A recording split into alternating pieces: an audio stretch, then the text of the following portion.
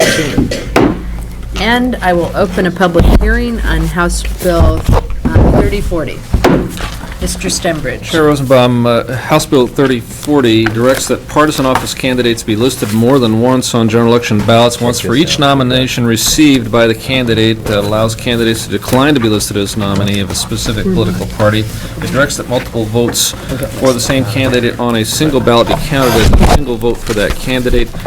Madam Chair, this has become known as fusion voting.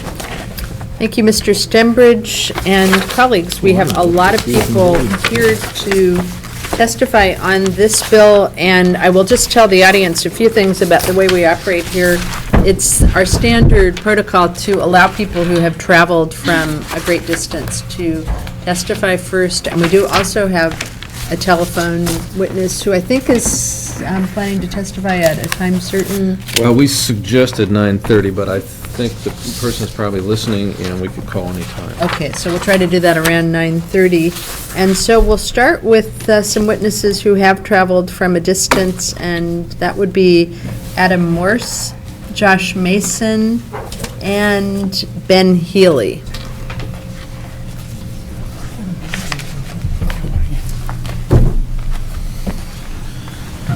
Good morning. Welcome to the Elections Committee, and please go ahead. I'll start. Madam Chair, distinguished members of the legislature, thank you for the opportunity to be here this morning. My name is Josh Mason. I work for the National Open Ballot Project, which is a small nonprofit devoted to educating legislators, citizens, and opinion makers about election reform, and in particular about fusion voting. Fusion, which is also known as open ballot voting, is a simple reform that gives candidates for elected office the freedom to run with the endorsement of more than one political party. Throughout the 19th century, fusion was used in nearly every state of the Union, including Oregon, where multiple legislators and at least one governor were elected through fusion, particularly in the years around the turn of the century, around 1900. Today, fusion, unfortunately, is legal in only 7 states and commonly used in only New York, Connecticut, and more recently in South Carolina. But as voter participation drops, more and more citizens feel disconnected from the political process. Far-sighted legislators around the country are turning towards fusion legislation as a way to reinvigorate elections. As the member of the committee here described it, fusion is straightforward. It allows candidates to run with the nomination of multiple parties, with being listed on the ballot once for each party that has nominated them, and thereby gives voters the freedom to choose both a candidate and a party. And in my written testimony here, I've attached a couple of fusion ballots so you can see what they typically look like. There are several advantages to this reform. First of all, it makes for a more informative ballot. Second, it gives a voice to citizens who may feel alienated from the two major parties. And third, it solves the spoiler problem that we face in our current system. So first, in terms of a more informative ballot, we find often, especially in down-ballot races, that voters don't necessarily know where the candidates stand, particularly voters who are concerned about issues that may cut across party lines. With fusion, a candidate may have a major party endorsement, will typically have a major party endorsement just as they do today, but they may also have one or more minor party lines, which will clarify what their positions are and allow them to cast a more informed vote. Obviously, other types of endorsements can carry that same information, but the endorsement right on the ballot is accessible to every voter in a way that other endorsements are not. Second, there are a significant number of voters who feel alienated from the two major parties. In many elections, 5, sometimes even 10% of voters choose a minor party instead of the Democrats or Republicans. And national surveys show that 50% of Americans have at some point or another cast a vote for a minor party. And yet all those votes today are effectively wasted. They don't help elect candidates. They don't influence policy. Now, as we all know, disenfranchising someone is one of the most serious things you can do in a democracy, and yet effectively we disenfranchise millions of voters in the way that we handle minor party votes in this country. Some we disenfranchise just once, some occasionally, some nearly every time they go to the polls. This isn't just a loss for those people who choose to vote for minor parties, but also for our political system, because many of these minor party supporters are highly motivated, engaged, they have valuable ideas that would enrich our political life. By allowing minor parties to support candidates who actually have a chance of winning election, we can bring these active, engaged citizens into our political process instead of leaving them on the margins where their votes effectively have no impact. Finally, in the worst case, minor parties can act as spoilers, allowing a candidate to win even when they are opposed by the majority of the electorate.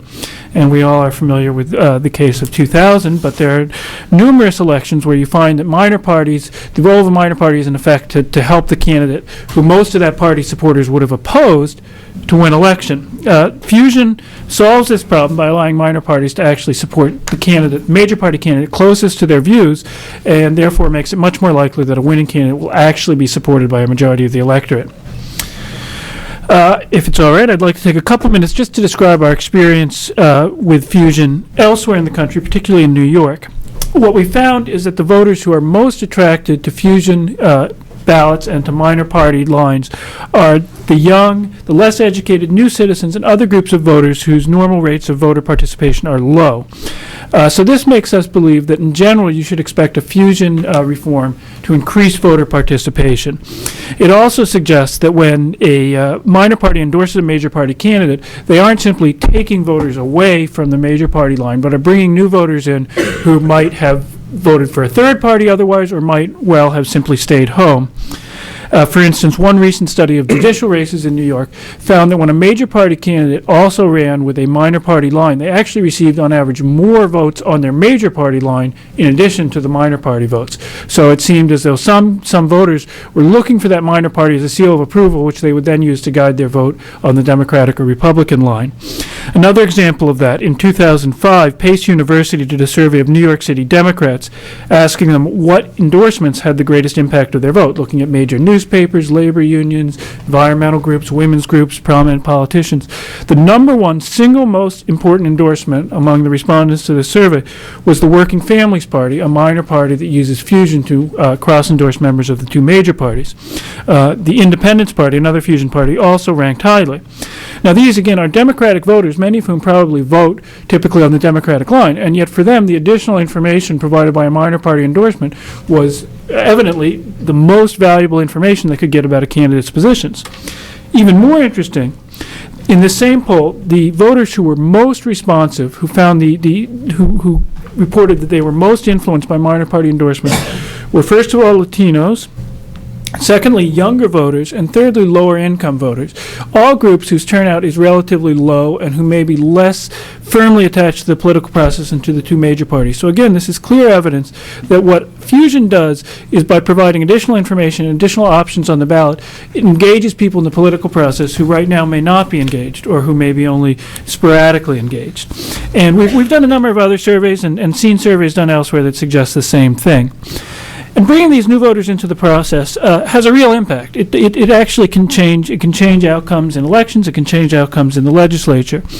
To go back a few years, John F. Kennedy would not have won New York's electoral votes for president, and therefore would not have won the presidency without the support of the Liberal Party, which was at that time a fusion party in New York. More recently, George Pataki would not have been elected governor without the support of the Conservative Party, which cross-endorsed him along with the Republicans. And most recently, New York State almost certainly would not have followed Oregon's example and raised its minimum wage without support from the Working Families Party for legislators of both major parties who supported a minimum wage increase. So what you can see from those three examples is there are times that fusion ballots can help the political liberals or the political left. There are times when they can help the right, and there are times when they help the middle, but they almost always strengthen democracy by creating a more informed electorate, by engaging new people in the political process, and by eliminating or at least greatly reducing the danger of spoiling. It's not, fixed all the problems with our elections. There's a lot of other reforms that are needed, but this is a simple, time-tested, long-established, practical American route to produce a more informed, engaged electorate, gives a voice to citizens who are currently left out of politics, and it, as I say, it largely eliminates the spoiler danger. For all those reasons, I strongly encourage the Oregon legislature to move forward with this bill and to restore fusion voting. Thank you. Thank you. I think we'll have the whole panel before we have questions, so please proceed. Good morning, Madam Vice Chair, members of the committee. I'm Adam Morse of Jenner & Block, and I'm speaking on behalf of the Brennan Center for Justice at NYU School of Law. The Brennan Center is a nonprofit organization dedicated to creating a more effective and inclusive democracy. I'm the principal author of the Brennan Center report on fusion that I'm submitting with this testimony, and I'm testifying in support of House Bill 3040 to legalize fusion. I want to highlight 3 ways in which legalization of fusion voting will improve the functioning of elections. First, fusion mobilizes additional voters and increases turnout. Second, fusion reduces the so-called spoiler problem that third parties can create without fusion, while allowing citizens who support a minor party to participate constructively in politics. Third, fusion provides voters and their representatives with additional information on crucial issues of the day, strengthening the core lawmaking function of a representative body like this one. I'll take these 3 points in turn. Low voter turnout is a chronic problem in American democracy. It makes our government less representative of the actual views and desires of the people, and undercuts the connection democracy creates between the people and their government. It also skews the results of elections because certain groups, such as the poor and the young, fail to vote disproportionately often. Fusion increases turnout and encourages more of the population to participate in elections and in civic life in general. One of the reasons why some citizens choose not to vote is because of a belief that neither major party represents their views well enough, while voting for a third party would be throwing away their vote on a candidate with no meaningful chance of winning. Fusion solves that problem. A voter can cast a meaningful vote for a candidate with a credible chance of victory while still expressing their support for a third party's agenda. By giving a constructive role to third parties, fusion can also encourage additional organization that will further mobilize voters. Most states banned fusion in the late 19th and early 20th centuries as part of a deliberate effort to demobilize voters. This was part of a broader set of changes in election law that were designed to systematically reduce the electorate. Perhaps the most famous such change was the introduction of relatively cumbersome voter registration requirements, aimed mostly at reducing the ability of immigrants to become voters. Because of these deliberately burdensome barriers to participation, voter participation remains uniquely low in the United States. In many elections, a majority of the eligible voters do not vote. The bans on fusion voting that were introduced at the same time as the better-known voter registration rules also contributed to suppressing voter participation. In the North, fusion was banned in various state legislatures, largely through the efforts of the Republican Party, which wanted to prevent any alliance between Democrats and populists. In the South, meanwhile, it was just the reverse. Fusion was banned there by the Democratic Party, which wanted to prevent the reverse alliance between Republicans and populists. In both regions, the point was to prevent some citizens from voting at all. By and large, they succeeded in their goal. Banning fusion caused a substantial immediate decline in voter turnout. If the reinstatement of fusion voting increases turnout, even by a percentage point or two, you've made a useful contribution to the democratic process. A second advantage of fusion is that it provides a way for citizens who are supportive of a minor party to participate more constructively. We should recall that third parties can play a valuable function in our two-party system. They give a voice to citizens who feel that the major parties do not represent them, and can also raise issues and bring new ideas into policy debates that the major parties have been neglecting. Some very good ideas, the abolition of slavery, women's suffrage, the 8-hour day, to name just a few, started as the ideas of third parties and were then adopted by the major parties. Without fusion, however, citizens who back third parties face a difficult, even insurmountable, dilemma. Because the candidates of minor parties very rarely win elections, a supporter of a minor party platform does little more than cast a protest vote by voting for a minor party candidate. What's more, third-party supporters run the risk of spoiling an election, producing a perverse result where a candidate who is opposed by the majority of the voters can still win. Fusion significantly reduces the dangers of spoilers by allowing voters who want to send a signal by voting on a third-party line to still cast a meaningful vote for a major party candidate.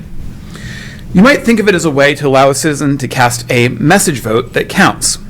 These votes for a candidate who is the nominee of both a minor and minor party can produce the best of all worlds for minor party supporters, allowing them to express their values in support of a candidate who has a meaningful chance of winning without any danger of spoiling.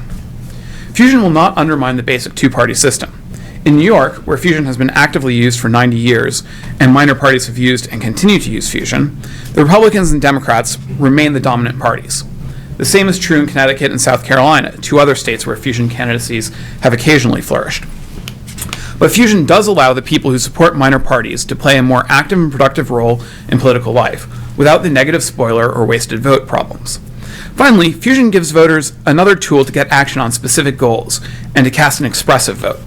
If a minor party focuses its energy on winning votes for a major party candidate with a message that says, vote for so-and-so and send her a message about health care, that will help both the voters and their elected officials. These voters will have the opportunity to better communicate their priorities through the ballot box. And it also helps the legislature better represent the people because it gives them more information about what the voters want and expect. Because legalizing fusion is an easy, straightforward way to improve elections and provide better representation to more of the people, the Brennan Center for Justice urges you to pass House Bill 3040. Thank you. Thank you for your testimony, and I believe we're holding questions till the whole panel has completed, so please go ahead. Good morning, Madam Chair and members of the committee. My name is Ben Healy, and first let me say, I hope you don't take offense that I'm not as well dressed as my colleagues. There's a very nice pinstripe suit somewhere between Boston and here. If anyone sees it.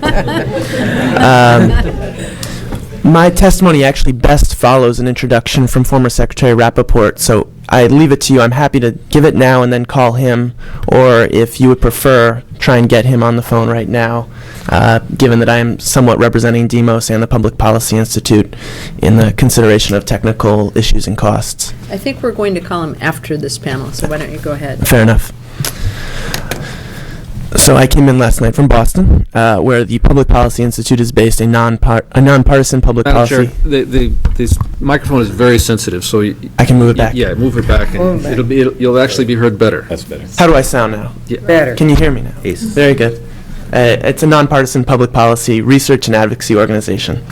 And as part of our partnership with Demos, I served as the lead researcher on a briefing report that I believe you have in front of you, which simply addresses technical considerations and costs relating to fusion. So it talks somewhat about the good government arguments, but I'll be very brief on this. We spoke to officials in New York, South Carolina, and Connecticut. The brief report is, the New York Director of Election Operations said, this requires no more work on the part of local or state election agencies. In Connecticut, the managing attorney for the Legislation and Elections Administration Division at the Secretary of State's office said that fusion voting did not cause any additional cost or hardship in any municipality. It's important to note that in Connecticut, this was during a transition where they're piloting under HAVA, new optical scan voting machines, which I believe are in use widely here, or perhaps universally, and neither the old lever machines or in the new optical scan voting machines was this problematic for Connecticut. In South Carolina, fusion had rarely been used until last year when 5 candidates ran with 2-party endorsements. We talked to the State Elections Commission, and they said again there was no additional cost or difficulty in counting votes. Now, one of the concerns we've heard articulated in many places is, well, if voters see a candidate's name on the ballot twice, won't they be confused, vote for him twice? Isn't this a problem? How do we deal with this? Is this a consideration either from a technical perspective or a cost perspective? In each of the 3 states, it's amazing to me as the researcher how much I was scoffed at asking this question. They said, well, it happens every once in a while, but it's no big deal and we have things in place to deal with it. I was actually consistently surprised in conversations how matter-of-fact elections officials in these states were about fusion voting. They didn't think it was odd in any way, and even in South Carolina, where it come back into effect after being fairly underutilized, there were no reports of complaints or problems. In New York, a ballot that has 2 votes for the same candidate gets recorded as a vote for the candidate, still counts as a candidate, but not with a party affiliation listed. In Connecticut, the Secretary of State instructed the clerks to count double votes as votes for candidates under the minor party, much to the surprise of the minor parties in Connecticut. But the assumption was, if the voter took the time to vote on the minor party line, that's probably what they meant to do, because otherwise why wouldn't they just vote for the Democrat or Republican? Who knows? In South Carolina, the machines they use don't actually even prevent double votes. And it's also useful here, just to quote briefly, the provider through much of the Northeast of a lot of the optical scan voting machines, a company called LHS Associates.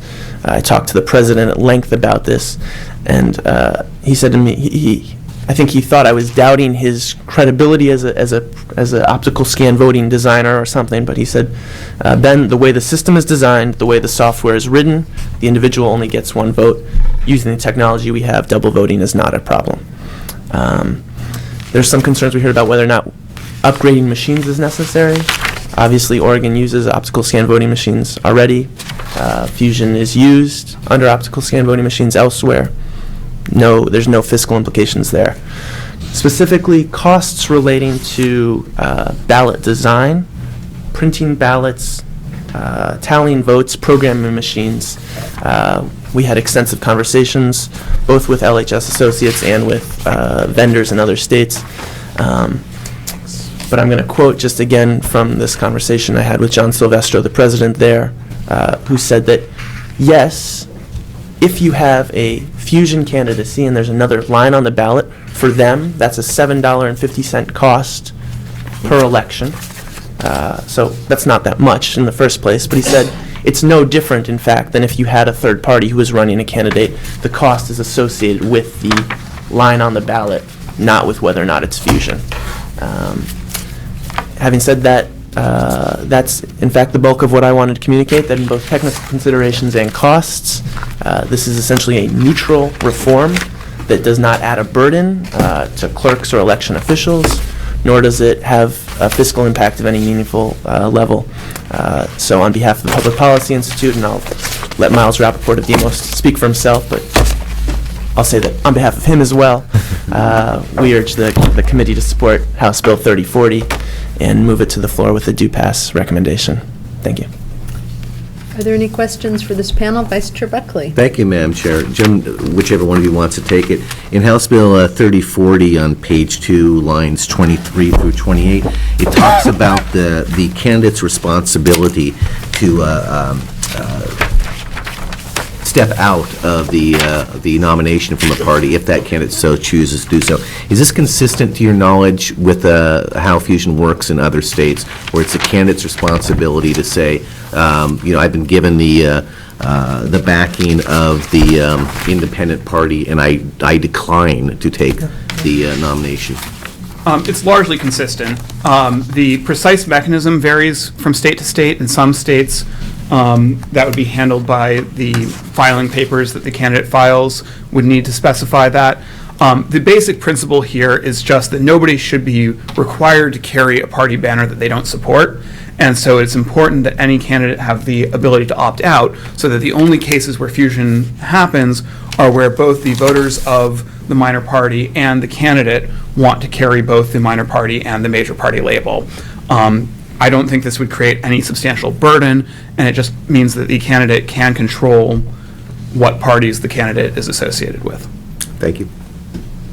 Other questions? Yes, Representative Thatcher. Thank you, Madam Chair. Yeah, I have a bunch of questions, but I was going to ask Oregon-specific questions, and then it occurred to me that you're not from Oregon, so I won't bother with those. We have those folks coming. Right. I think I'll just remember that. Hey, are any of the states that are doing this also using instant runoff voting? I think the answer is no. I believe that the answer is no. In general, instant runoff voting is currently not being used much. There are some municipalities that use it. I know that there's a instant runoff bill under consideration here, but that would only apply in nonpartisan elections, whereas Cities and counties is my understanding, and that not all of those are nonpartisan. So. That's Anyway. my understanding was that the city and county elections were nonpartisan, but... Oh, I'm sorry, could you repeat your name for the record? Oh, Adam Morse. Thanks. There's nothing incompatible with the two systems. There won't be any problem created by them both being in place, but I'm not aware of examples where they currly are. I just actually Please remember. identify yourself for the Oh, record. sorry, Josh Mason. I just remembered there is one case which is Vermont, I believe Burlington, Vermont. Now Vermont does not use the form of fusion that we recommend. They use a form of fusion where the candidate is listed a single time on the ballot with all their party affiliations listed after their name. We think that's less effective in achieving the goals of this reform than one where the candidate is listed multiple times, basically because it doesn't allow the voter to indicate which party they're voting for. So it doesn't engage voters or provide the type of information. But it is a form of fusion, and Burlington uses both that form of fusion and instant runoff voting. As Adam says, they're really different. They're orthogonal reforms. They address different aspects of the election process, and there's no reason you can't adopt both. They don't really interact or conflict with each other. Follow up? Yeah, thank you, Madam Chair. I heard you say a couple, I guess maybe I just need some clarification. You say you get only one vote, so if the Pacific Green Party nominates me and the Republican Party nominates me, I'm not saying I'm winning as a Pacific Green person, I'm just winning. That's right, that's correct. So what's the message? Well, the message is that the number of votes are counted separately, are tallied separately on each line, even though it's true that you will win. First of all, if you get 10%, 20% of your vote on the Pacific Green line, you have more information about who's actually voting for you and which voters you need to keep happy. Second, those people who are voting on the Pacific Green line, some of them may like you, but be reluctant, unwilling to vote for you as a Republican. They may have hostile feelings towards the Republican Party. So those people, many of them will vote for you who would not. And you say this sounds speculative, but in fact, as I say, what we've seen in states that use fusion is that in fact there are people who will vote for a candidate on a minor party line who would not have voted for that same candidate on a major party line. Just to clarify, Madam Chair. Go ahead.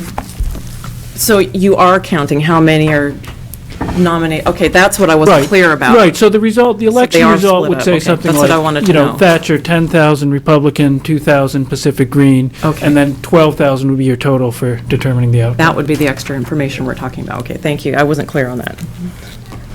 Okay, thank you. And I wanted to ask any of you if you see any unique problems posed by our vote-by-mail system here in Oregon. Ben Healy. In the course of doing this research, we were considering the problem of voter education around this issue. Does it require a great deal of explanation?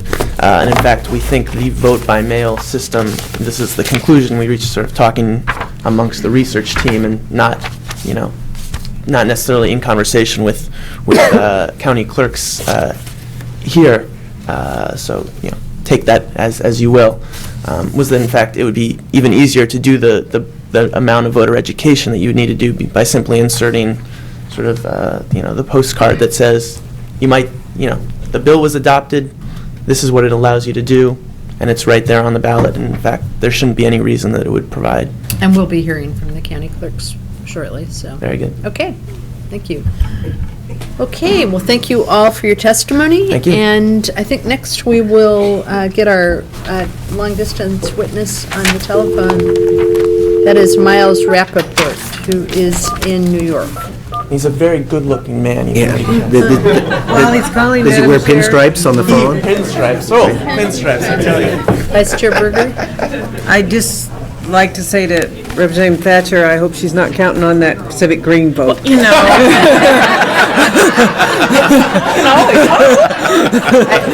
I thought we were learning all sorts of things at this hearing.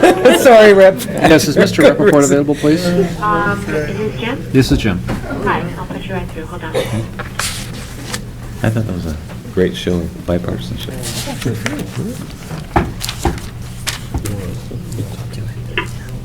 There you go. Good morning, or good afternoon. Hello. Hi, this is Representative Diane Rosenbaum, Chair of the Elections, Ethics, and Rules Committee in Oregon. Is this Miles? Miles Rappaport. Hello, Diane. Hi, good to hear your voice, and good afternoon, good morning here in Oregon. And we are ready to take your testimonies. Oh, really? Yes. Well, I'm ready to give it. Good. So please go ahead, identify yourself. And we do have your written testimony already, so. Okay, wonderful. All right, so I guess I'm in a way testifying in two capacities here on behalf of House Bill 3040. First is that I'm currently the president of DEMOS, a Network for Ideas and Action. And we are an organization, a policy, research, and advocacy organization based in New York. And one of the major program areas that we have is to look at election reform. And our perspective is that we ought to try to do things that open up the process as much as possible so that people can have an easier time voting, less barriers to participation, and I think the most choices possible so that we have the widest kind of conversation in our democracy possible. Secondly, though, I have had a fair amount of election experience myself. I was a member of the Connecticut House of Representatives from 1980. I was elected in 1984. I served for 10 years, 1985 to 1994, and during that whole time I was a member of the Government Administration and Elections Committee. and served for 2 years as chair of the committee. Then I was elected Secretary of the State and served a 4-year term as Secretary of the State. So I've done a lot of election administration work and had a lot of opportunity to discuss both fusion voting as well as other reforms. I guess I'd add a personal note, and I mentioned this in my written testimony as well. We actually went through a period where there was when I was in the Connecticut legislature and when I ran for Secretary of the State, where there was a very active third party called a Connecticut Party, and I was a cross-endorsed. We use the term in Connecticut, actually, of cross-endorsed, but I was a fusion candidate. And both in terms of the campaign and in terms of the administration of the campaign and the counting of the votes in the campaign, there really wasn't any problem, despite the fact, in fact, that there was, in my Secretary of the State's race, a recount. So it was a closely watched and closely contested race. So based on all that, and both on my Connecticut experience and on the research work that we did here at Demos, I guess I really want to make 3 points about the fusion voting. One is I do think that it is a healthy reform for our democracy. I think particularly now. I mean, we live at a moment in history where, happily I would say, there's an increase in voter engagement, voter involvement, contested elections. There's an interest in politics that we, I don't want to say that we haven't seen, but it seems to be increasing, especially among young people, especially among people who are coming into the process for the first time.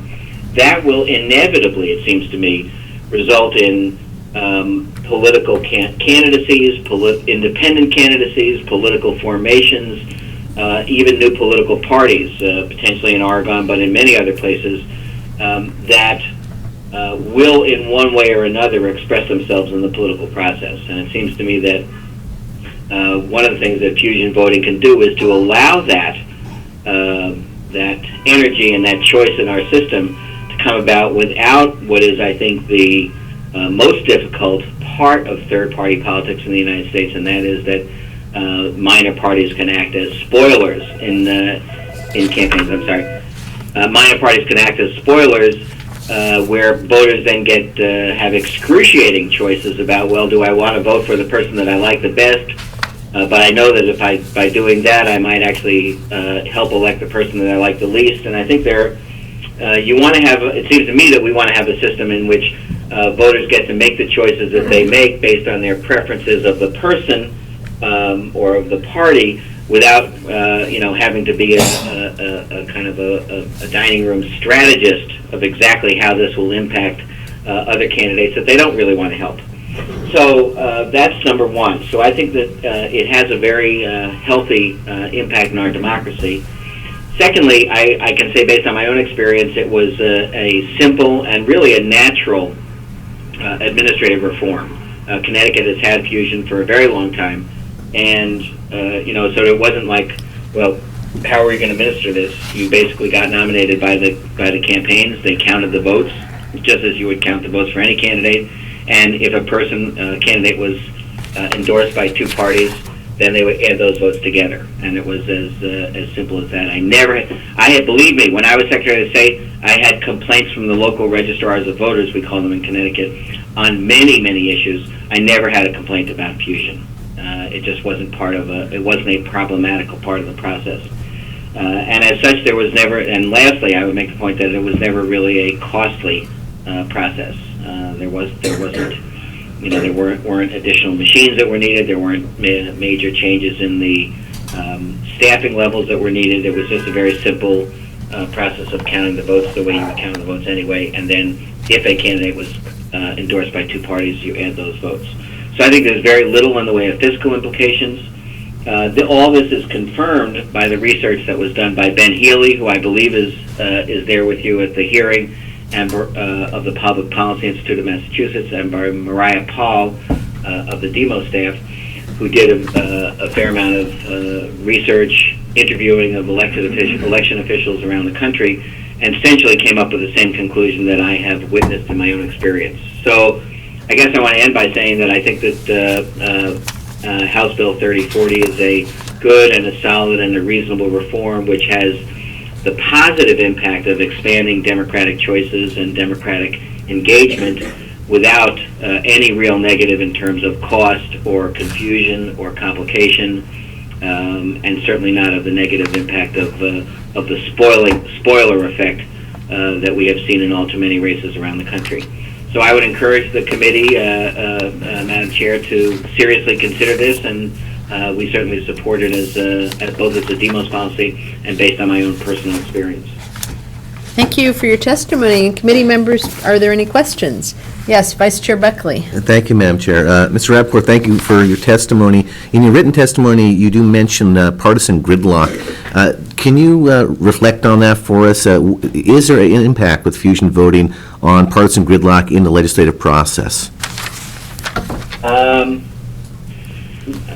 Again, based on my own, my Connecticut experience and based on what I know in New York, observing New York is a place that's always had minor parties, both conservative parties and liberal parties. And I don't believe that it has contributed to gridlock. In some ways, what it does is it I think, adds different choices into the mix. Again, in New York, vis-a-vis the Working Families Party, for instance, they have occasionally supported Republicans, occasionally supported Democrats, but have added a voice to the mix. So the partisan gridlock that we experience both in New York and in Connecticut is really gridlock between two parties, not based on the third party addition. Thank you. Okay, any other questions? Yes, Representative Thatcher. Thank you, Madam Chair. I've heard several people testify to the fact that it increases voter turnout. I'm wondering if you could tell me how voter turnout compares to those states that do not have fusion, or at least those jurisdictions that don't. How much does it increase? I don't know that I guess I don't want to overspeak and say that I don't think we studied that carefully enough to give you a good response, and I don't think that the principal value of fusion voting is in higher turnout. The way, for instance, we at Demos are strong supporters of election day voter registration. I know another issue that the legislature in Oregon is considering. That, I think, in the case of election day registration, I think the principal reason to do it is because it increases turnout by increasing the ability of voters to get into the process and actually cast a vote. I think the principal benefit of fusion voting is more in the level of choices that voters are likely to have. You can make the case, I think, that at least at the margins, at a modest level, a candidate a person who might not have wanted to vote in a race because they have an antipathy towards one or both of the parties might be willing to go to the polls and vote for a candidate that they like on a third-party ticket. So I don't know that there's an appreciable major difference in turnout based on states that do have fusion that don't, but you clearly have an opportunity with fusion for an energetic third party to go out and recruit new voters who might not be turned on or excited by the choices that they've had in the two-party system. Thank you. And Representative Roplin. Thank you, Madam Chair. My would be a follow-up on that. Have they done any surveys on voter satisfaction in those states that have fusion voting as opposed to those that don't, with regard to that idea that they did have a voice? There's no question that again, I'll draw my Connecticut experience in answering this. There were a lot of people in Connecticut who, in the late 80s, were sort of dissatisfied with both parties. Frankly, the Democrats, I'm a Democrat myself, but the Democrats who had been in power, sort of had a reputation in the state for being a kind of machine-oriented Democratic Party, and people were turned off by it. And by the same token, the Republicans had been in the minority and hadn't mounted a very, very strong candidate for governor for a long time. So I think the opportunity that people had at that point in time to register a third choice and do something new was unquestionably the source of satisfaction for them. The only people the only people who ever had a negative word to say about fusion, were occasionally were internal party strategists from both parties, where a third party creates a little bit of uncertainty and a new dynamic that you can't always trace based on, well, I've been doing this for 25 years, this is exactly how people vote in this town or in this town. But in terms of voters, I never heard any dissatisfaction, and I think people really liked the fact that they had some additional choices. Follow-up? Hold up. How about with regard to what, in your state, you've actually had an opportunity to see before and after. Was there impact on policy with regard to that, as those third parties had a voice with respect to who got elected, or did you see that at least expressed by the people elected?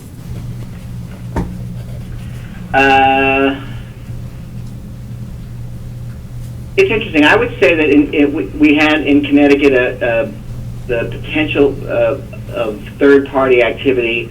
We had a huge battle in Connecticut in the early 90s about the tax structure of the state. And there were kind of people who were very strongly on what you would call the conservative anti-tax side, who ran some, created a fourth party, and ran some candidates, and I think that had some impact on, making some people more reluctant on the tax issue. And at the very same time, there was third-party activity on behalf of tax reform in the state, which gave some people the ability to vote on behalf of a tax structure that they might not have. So it had an interesting sort of not nullifying effect, but it had the effect of strengthening the voices on both sides of the debate, and I think that that made some people nervous and it made some people more secure. It widened the choices that they had. Thank you. Any other questions? Okay, well, thank you very much for making yourself available and adding your insight to the hearing. Okay, thank you very much. I'm glad to be helpful, and I would just say that that is Ben there, by the way? I can't see you. Yes, he is here. He looks wonderful, too. Love the suit. You could go on, could have gone online. Did he testify yet? Yes, he already did testify. All right. Well, I didn't hear him, but I'm sure I agree with everything he said. Great. We will definitely take that endorsement. Okay, thank you very much. Thank you very much. We do actually have another witness who traveled from more than 100 miles to be here, and so we will call her next, Nicole Williams. And Mr. Lindbeck, would you like to come up too, or did you want to? Okay.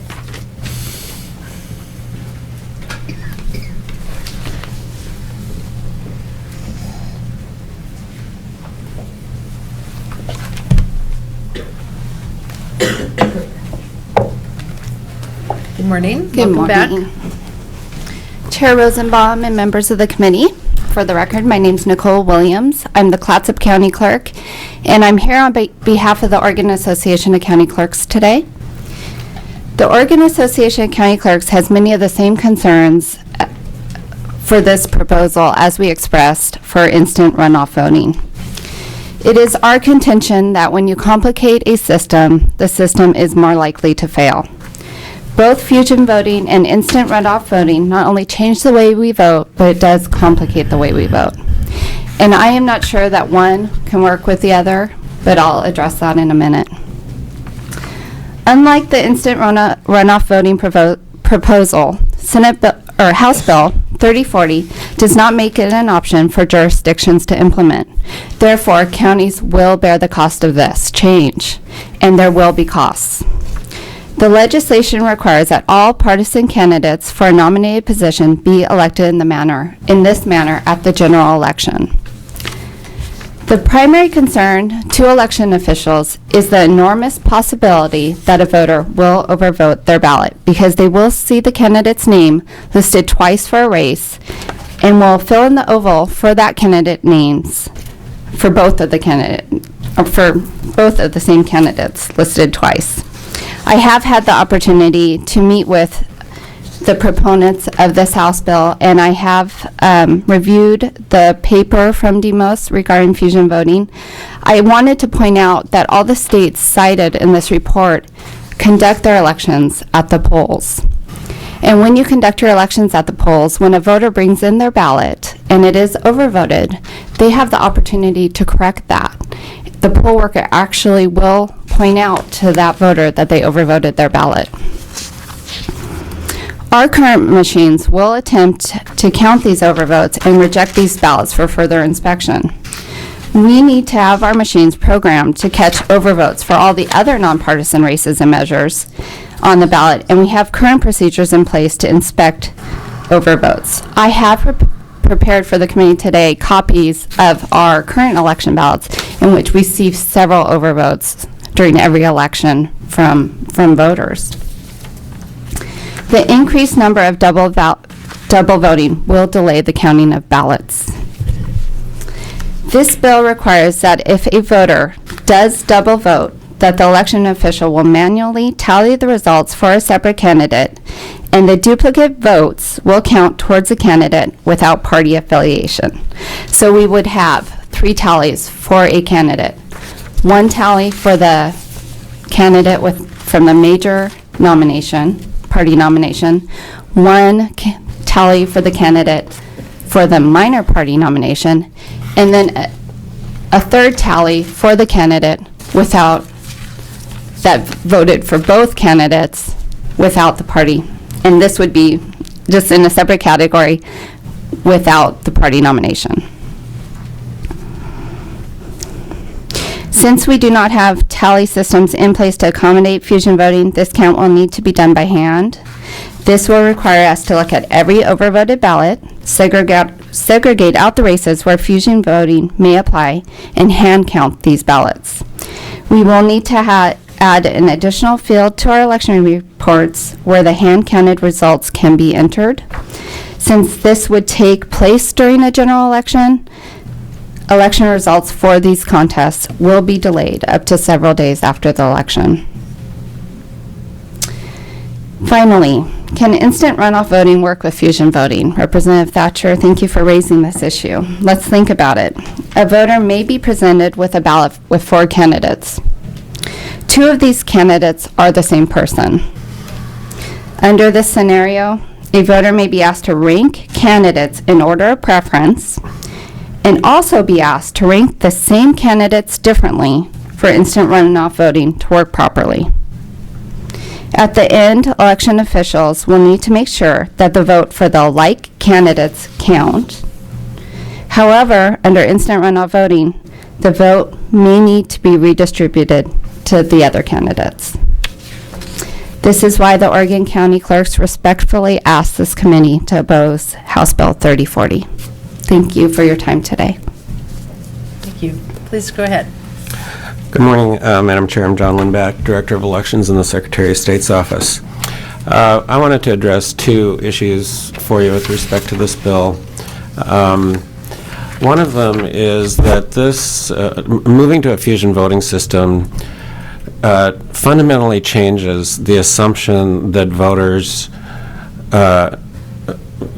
make now in Oregon in regards to party membership when they look at a ballot. Right now, when a voter looks at a ballot in Oregon and they see your name and they see a party behind it, the assumption they make is that you are a member of that party.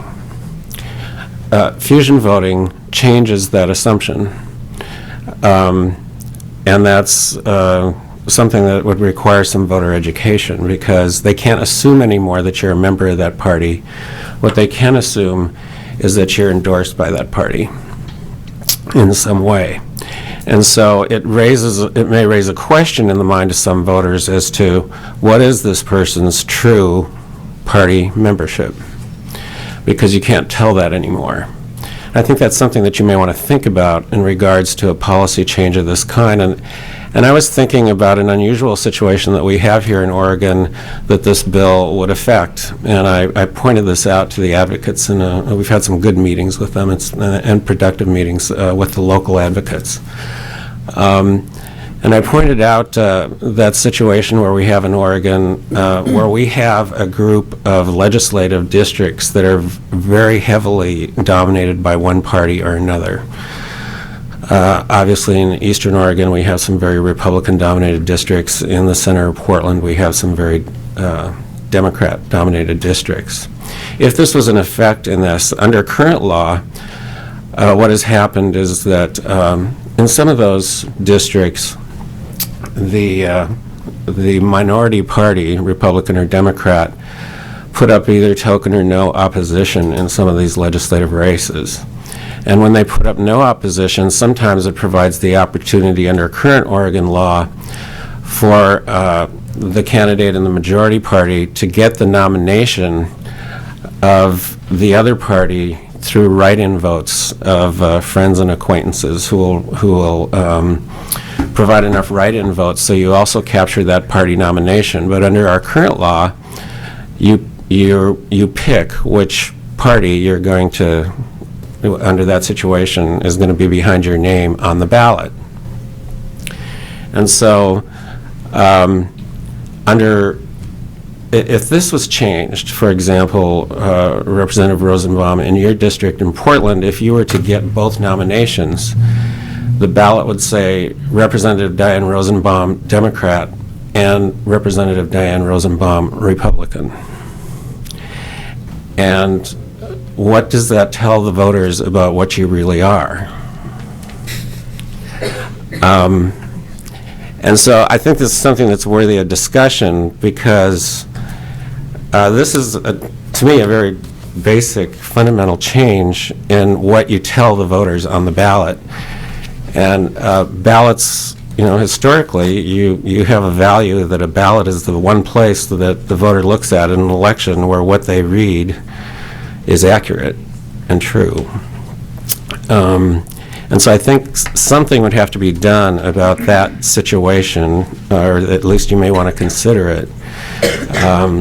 And obviously there would be a need for some voter education on that point.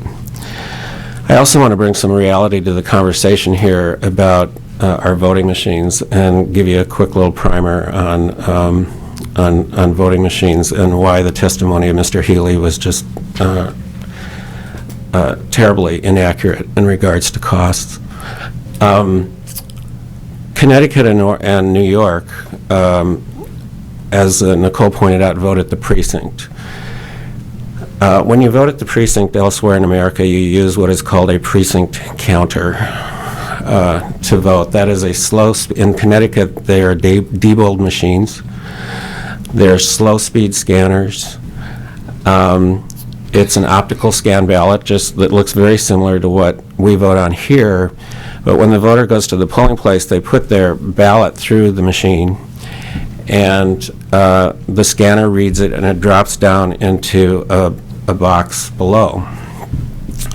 I talked to the administrator from Connecticut, and they do, and Diebold does have software for optical scan precinct counters that works in Connecticut to accommodate fusion voting. We have no Diebold machines in Oregon. And we don't use precinct counters. In Oregon, we use central count machines, and those are high-speed scanners. And what that means is it's the same type of optical scan ballot, but they're capable of processing ballots at a much higher speed, and they're counted in a central environment. So all of your machines, all your ballots are returned to the county in Oregon, and they're run through these high-speed counters. That's not what they use in Connecticut. And our machines that are used by our counties are manufactured by ES&S. More than 30 counties use those. Other counties use machines that are manufactured by a company called Sequoia Voting Systems. And neither of those companies have software that accommodates the counting of ballots for a fusion voting system, which means we would have to, if this was adopted, have some lead time here in order for the companies to develop the software and some money for the counties to buy it. Just because it operates in Connecticut doesn't mean it's free in Oregon. which is the sort of leap of conclusion made by Mr. Healy, that if he had talked to us in advance prior to his testimony, we would have tried to talk to him about these matters. And let me give you one more issue in regards to this, and I'm not saying it can't be done, it can be done, but you need lead time and you need money in order to do it. Any change in any voting system has to go through both federal and state certification.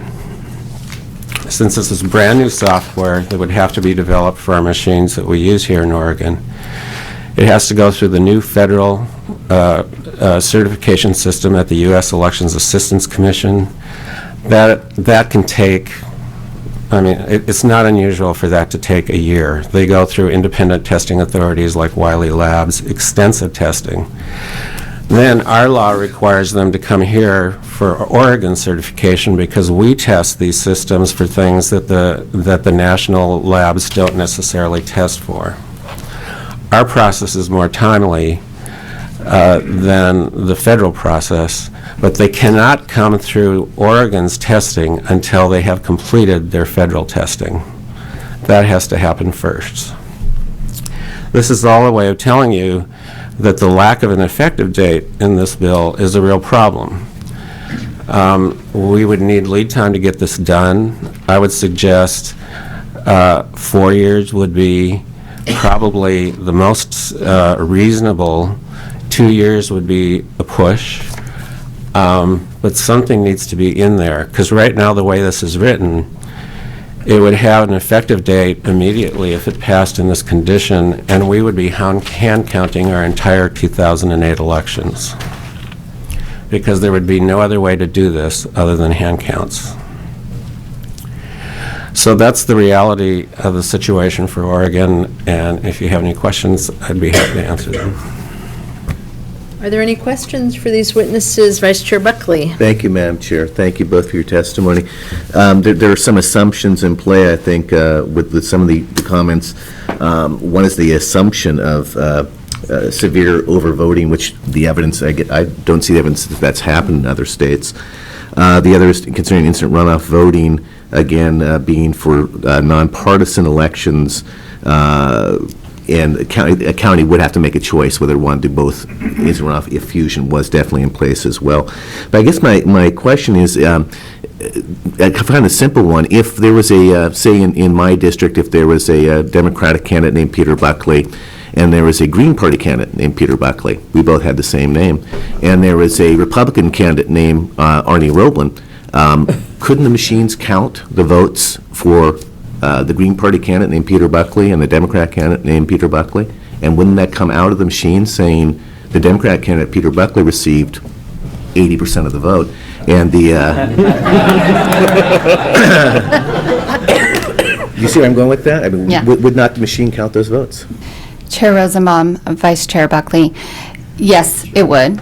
The problem with the machines would be when it's an overvote. So.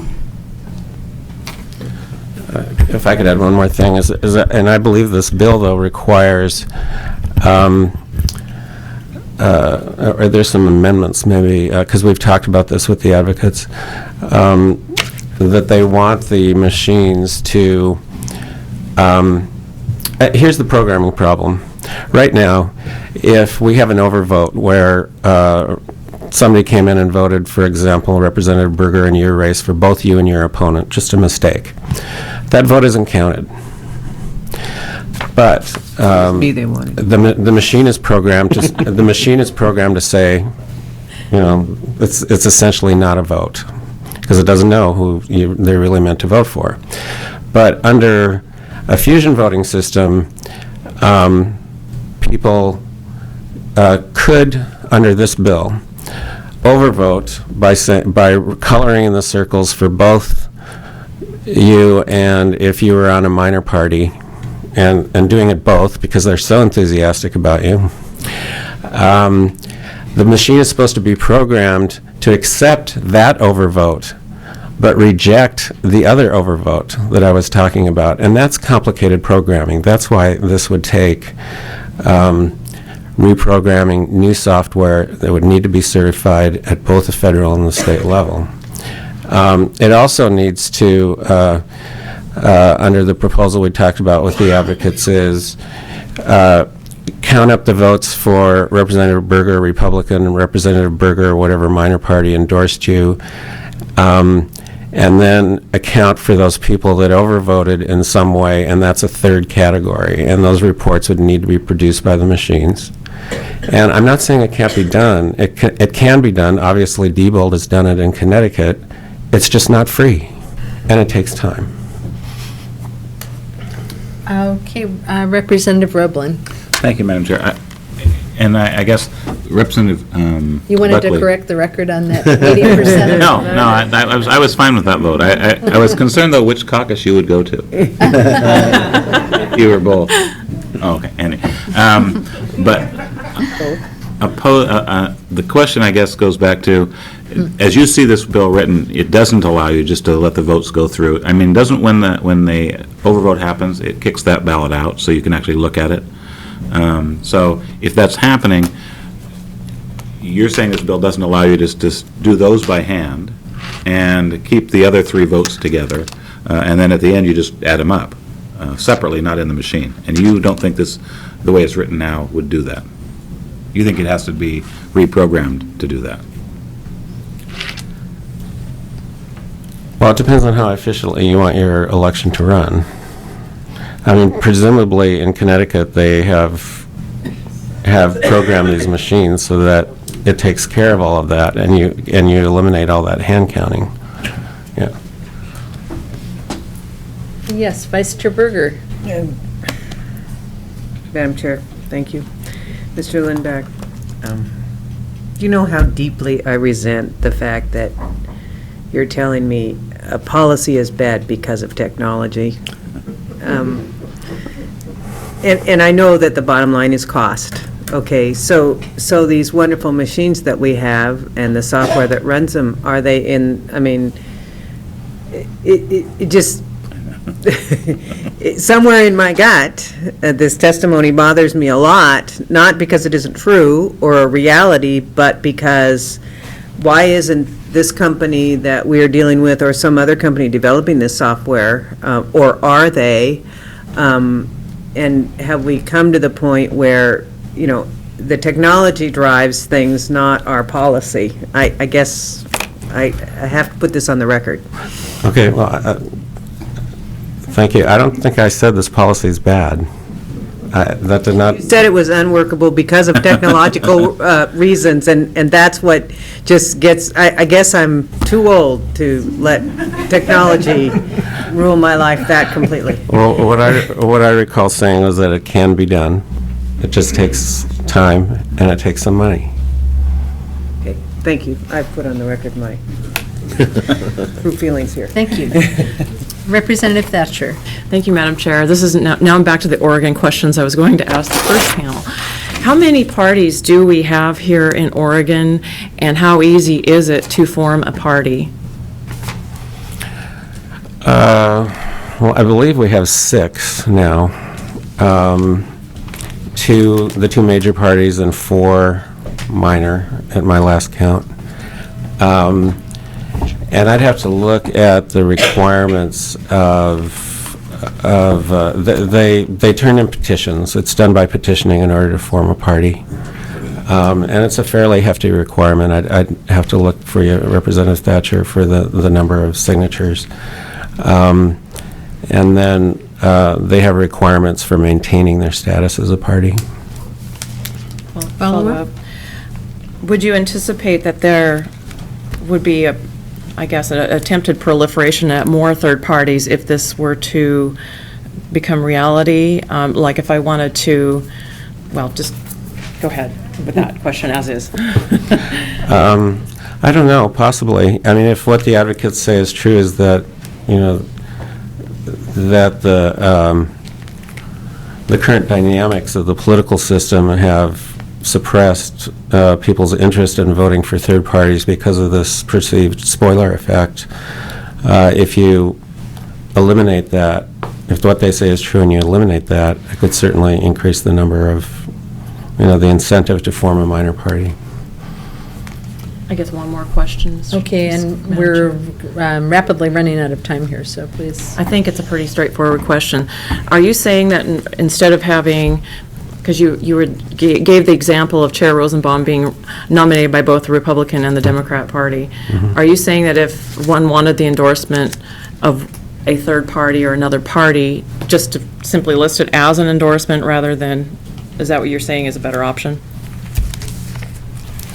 Well, again, I'm not making a judgment, I guess, on what's good or bad. I'm just trying to point this out to you so that you have policy discussions and are aware of what the issues are. The ballot is generally looked at as a document in which the administrators of elections and state law look at it as a place where it represents accuracy. You listen to all that stuff going on in an election and all the ads and all that kind of stuff, but when you get to that ballot, people want to trust that what they read on the ballot is true. And so, to the extent that this may cause some confusion as to what party someone really belongs to, I just wanted to point that out to you. I think it could. Okay, thank you very much for your testimony. Next, we'll call Anna Galland, Barbara Dudley, and Richard Burke, and then also Janice Thompson, if you could be ready after that. Madam Chair Weathergame, if I could just comment, I think that in my district, if I ran as both a Democrat and a Republican, the undervote would be overwhelming.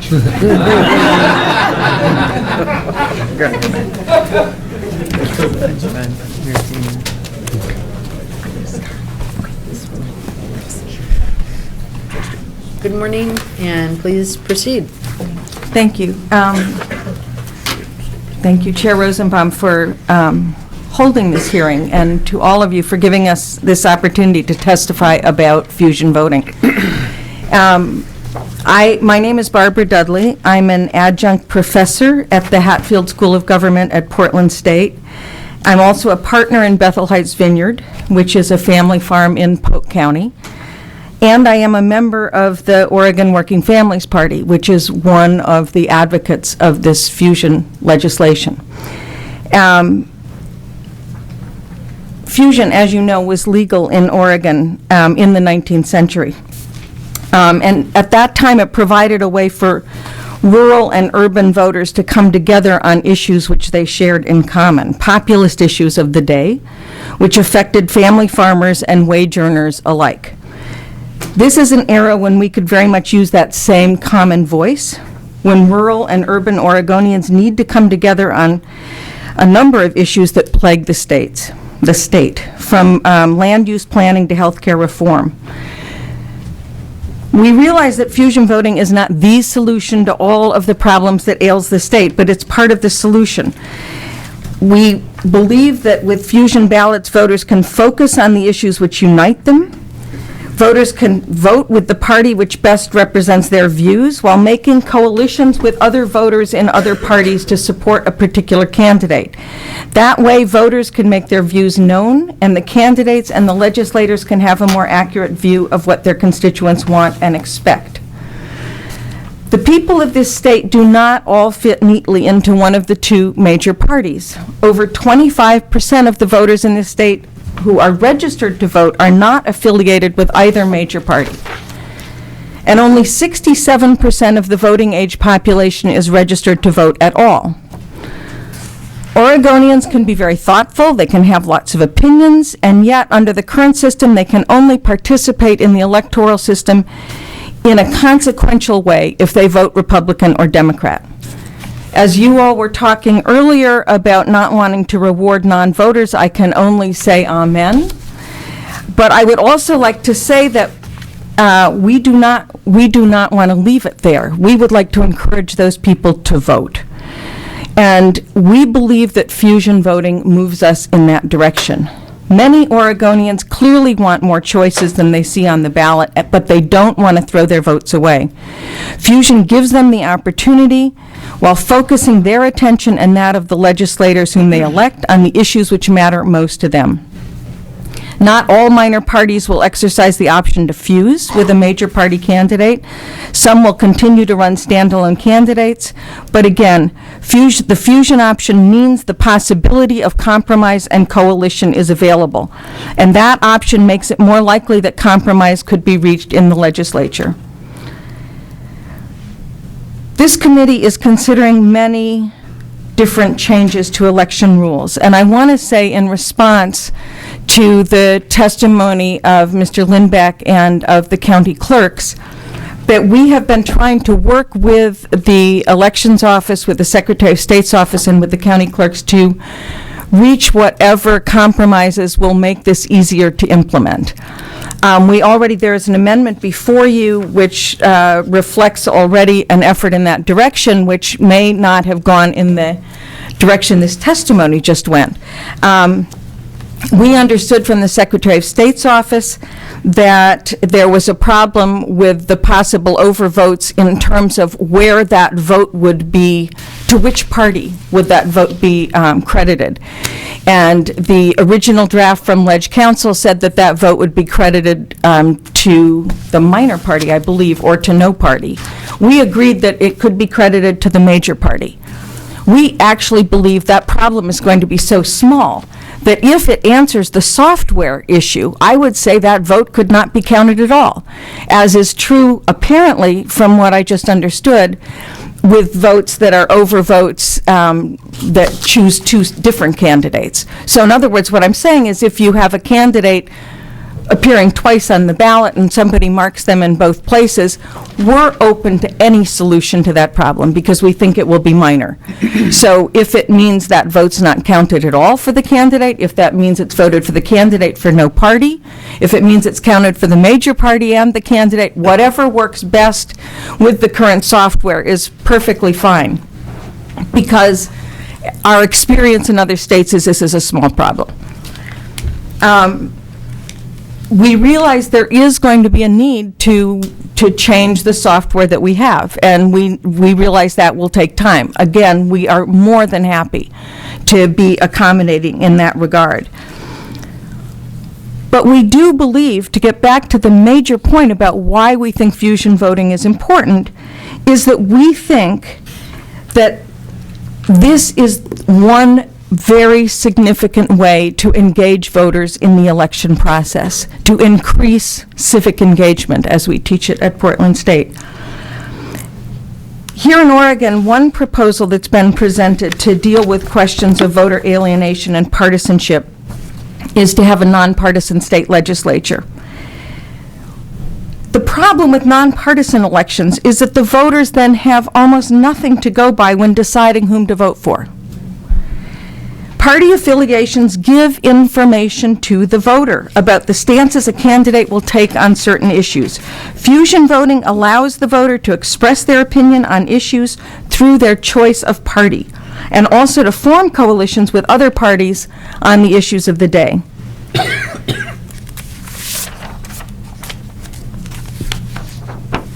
Just to repeat myself, and then I will close, voters want more options. They want to participate constructively in the political process. They want their views and opinions to be acknowledged and taken into account. Fusion voting provides a responsible and constructive solution to this need. So with that, I would very much urge you to vote yes on House Bill 3040. Thank you very much. Thank you. Please go ahead. Madam Chair, members of the committee, thank you very much for allowing me to testify today. My name is Richard Burke. I'm here as Executive Director of the Oregon Libertarian Party. I've been active in the Libertarian Party for 16 years, and I've run a lot of the campaigns that we have run, that some of which have arguably had an impact on the outcome of various elections. And I also worked on a fusion bill last year, which made it through the Oregon House, passed overwhelmingly, and we ran out of time in the Senate. So I have a little bit of experience on this, and because so many people are testifying on various aspects, I wanted to take a look at some of the objections that are raised by some of the internal party strategists. I've come across a document here, a document there, and I know they're circulating around, so I wanted to deal with them rather directly. First of all, One objection is that Fusion is popular with, in one document, lefty groups. On another document, it says righty groups. And, it's really interesting, and here we are. Libertarians are hardly seen as leftists. And this is something that we've worked on, for a very long time. And of course, my friend Barbara here, could hardly be seen as a right-wing type person. So this just is not true. The irony is that Fusion is also popular with Republicans and Democrats.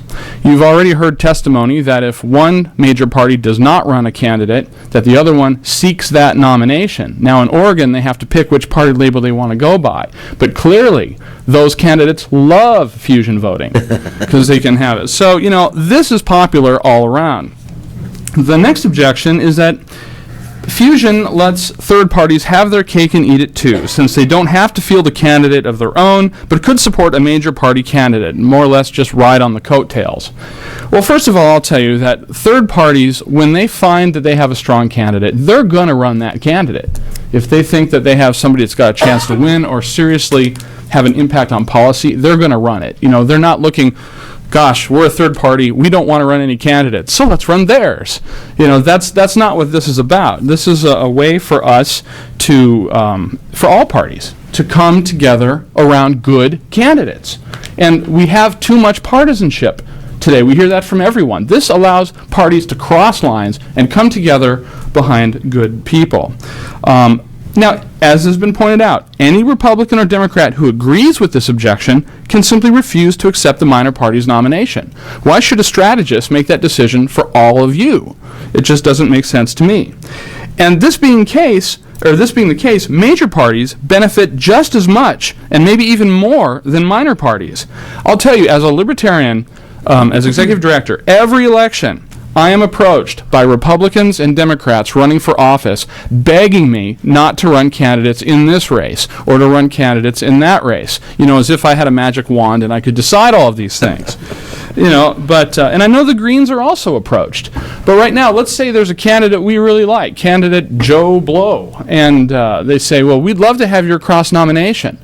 I would say, boy, gosh, we'd love to, but you guys killed the Fusion bill. We can't even talk about it. It's not even an option. So the best we can do is maybe not run a candidate, which creates problems among a party's rank and file, or it removes an option.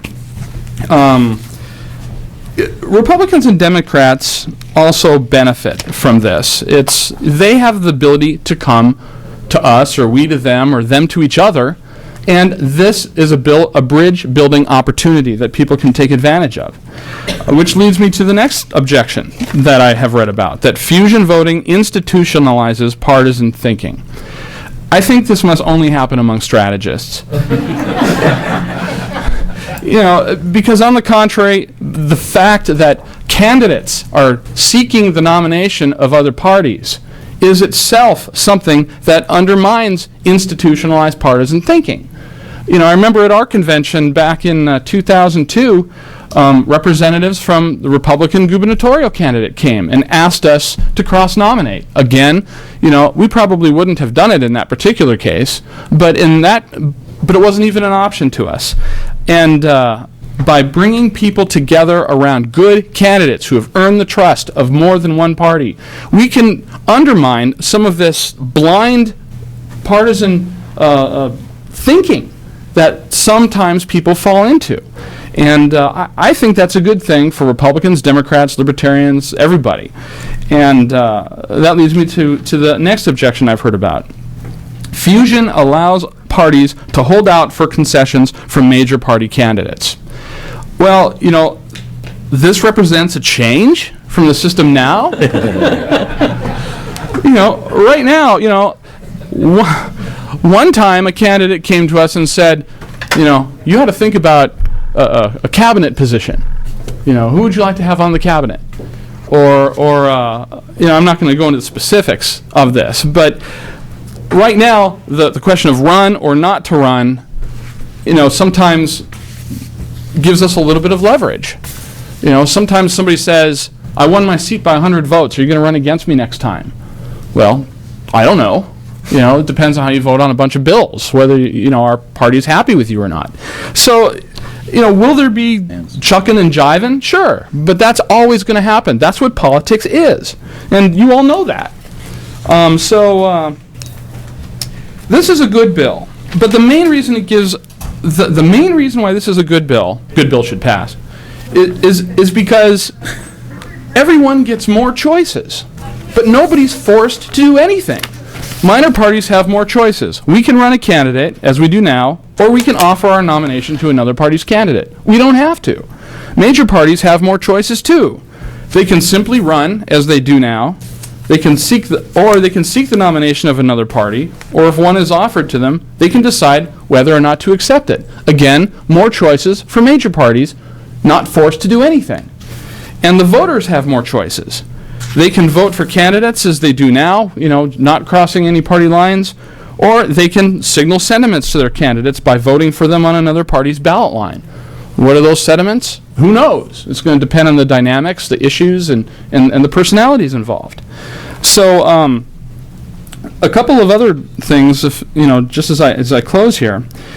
The county clerk testimony bothered me a little bit. I ran into this last time when the fusion bill was up before.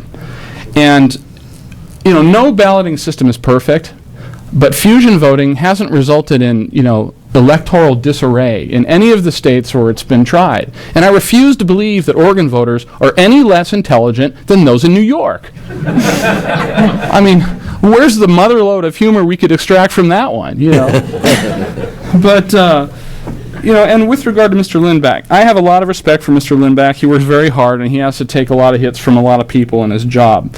And I know that there are hurdles with the software, but that's not a fatal hurdle. I think that's pretty clear. And as a former computer network consultant and programmer of 18 years, this isn't hard stuff.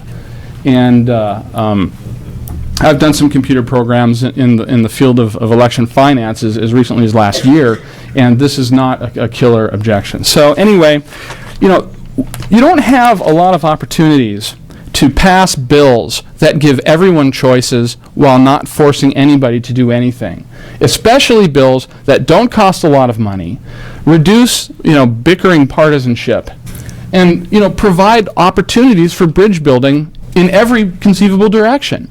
So I'm hoping that you'll take a look at this and take a look at the big pluses and the little teeny minuses and decide to pass this and pass it with great enthusiasm. Thank you. Thank you. Go ahead, please. Chairwoman Rosenbaum and committee members, thank you so much for holding this hearing and for providing the opportunity to testify on House Bill 3040. Am I too close to the microphone? Yeah, okay. Okay. My name is Anna Galland. I'm actually a constituent of Representative Rosenbaum's in Portland. My particular area of expertise is young voters. That's why I'm here today. I don't know much about Libertarian Party politics. I don't know much. I'll be glad to inform you. I don't know much about Green Party politics. My expertise is in registering and turning out young voters in the state of Oregon. In 2004, I was director of a program called the Young Voter Project. We had face-to-face conversations with over 70,000 18 to 34-year-olds in the state of Oregon, getting them to make sure they were registered and pledged to turn out to vote. In 2006, between 2004 and 2006, I started and then directed a program called Building Votes, which was housed by the Oregon Bus Project.